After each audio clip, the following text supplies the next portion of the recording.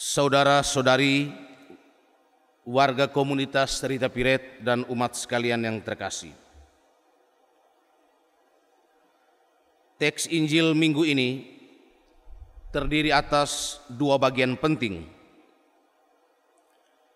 Pada bagian pertama, Yesus menunjukkan tiga kekurangan dalam gaya hidup para ahli Taurat, yakni kesombongan, keserakahan, dan kemunafikan.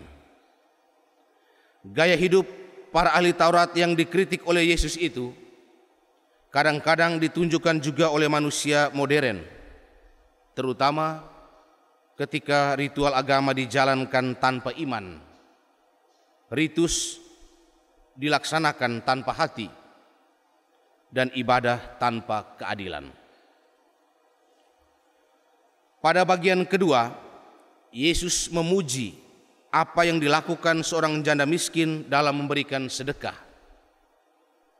Janda itu telah memberi lebih banyak kepada Tuhan daripada orang-orang lain, karena dia telah memberikan semua yang dia miliki dan perlukan untuk hidup.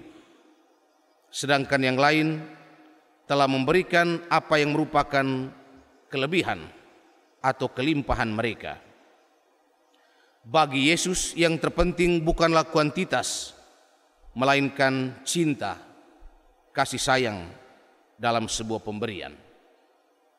Janda itu telah memberikan seluruh hidupnya, sama seperti yang dilakukan oleh Yesus Kristus sendiri, Sang Imam Agung yang mempersembahkan hidupnya kepada Allah satu kali untuk selama-lamanya, sebagaimana ditegaskan dalam surat kepada orang Ibrani dalam bacaan kedua tadi. Dalam bacaan pertama juga dikisahkan tentang seorang janda di Sarfat yang melakukan segala sesuatu yang diminta oleh Nabi Elia. Nabi Elia meminta roti dari segenggam tepung dan sedikit minyak dalam buli-buli. Nabi meminta supaya dibuatkan roti, dan alhasil sekalipun yang dimiliki janda miskin itu hanya segenggam tepung dan sedikit minyak dalam buli-buli, namun karena ketaatan dan mau mendengarkan suara Nabi, akhirnya dia melakukannya. Lalu dia memberikan lebih dulu kepada Nabi Elia, dan terjadilah mujizat.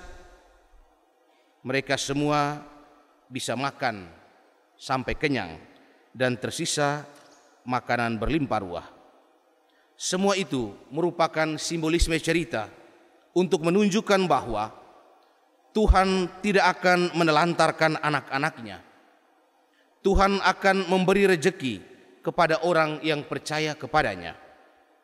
Siapa yang memiliki Tuhan tidak akan kekurangan apapun dalam hidupnya. Saudara-saudari terkasih, kita hidup dalam masyarakat yang sedang sakit, yang menderita neurosis kepemilikan. Apa itu neurosis kepemilikan? Neurosis adalah gangguan jiwa karena tendensi kepada emosi negatif. Dan dewasa ini kita melihat ada tendensi kepada emosi negatif karena orang berlomba-lomba ingin memiliki. Yang dikejar adalah memiliki banyak uang, kekuasaan, gengsi, dan popularitas. Siapa yang memiliki hal-hal itu akan dianggap berjaya dalam sukses dalam hidup. Sebaliknya, siapapun yang tidak mencapai semua ini akan didiskualifikasi atau dipandang rendah oleh masyarakat.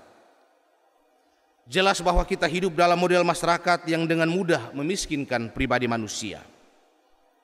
Tuntutan akan kasih sayang, kelembutan, dan persahabatan yang ada dalam diri setiap pribadi dipenuhi dengan benda atau objek kekayaan material. Komunikasi manusia sering digantikan oleh kepemilikan harta benda. Lantas manusia menjadi terbiasa menilai dirinya berdasarkan apa yang dimilikinya atau apa yang mampu dimilikinya.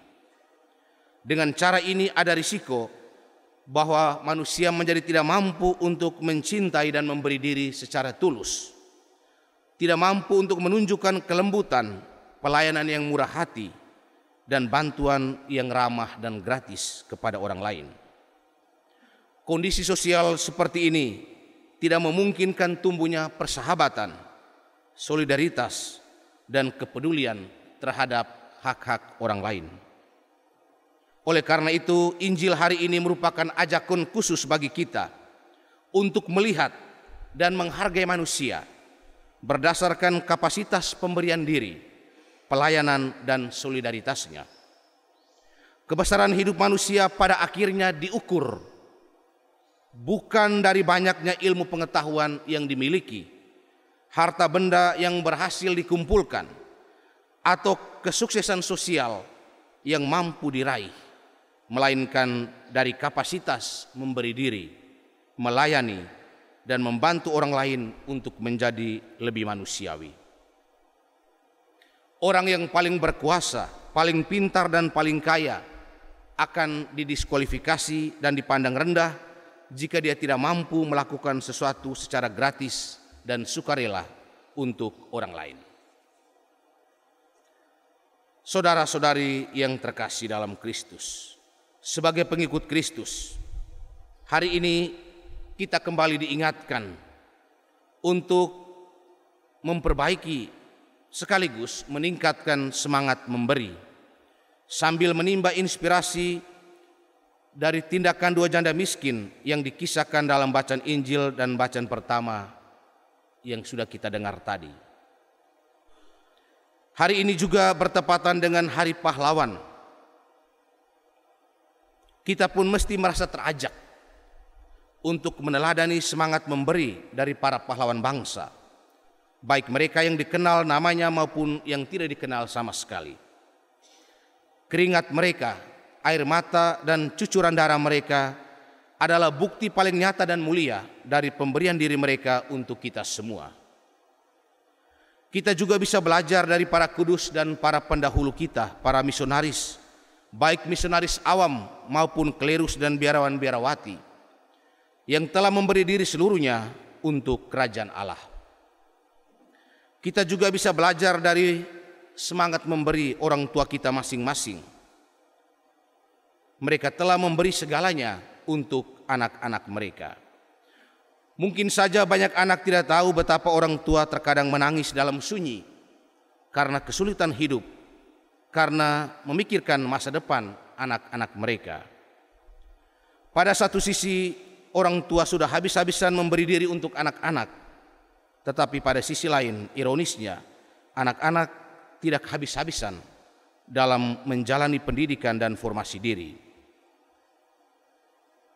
Kita juga bisa belajar dari teman-teman sekomunitas, mereka yang serius dan disiplin memberi diri dalam kebersamaan dan dalam tugas pelayanan di rumah ini. Atau juga kita bisa belajar dari sesama anggota masyarakat kita yang memberikan kontribusi lebih besar terhadap humanisasi masyarakat kita dengan kehidupan sederhana mereka yang penuh solidaritas dan bantuan yang murah hati kepada yang membutuhkan, dibandingkan dengan begitu banyak tokoh politik yang hanya mencari kepentingan dan posisi mereka. Kita sedang berada di hari-hari jelang pemilihan kepala daerah. Kita saksikan betapa politik do ut des sangat jelas terlihat. Saya memberi supaya Anda memberi. Saya memberi Anda uang, harta benda, supaya Anda memberi saya suara. Itulah politik do ut des. Saya beri supaya Anda beri. Inilah cara memberi yang didasari oleh motivasi yang tidak murni.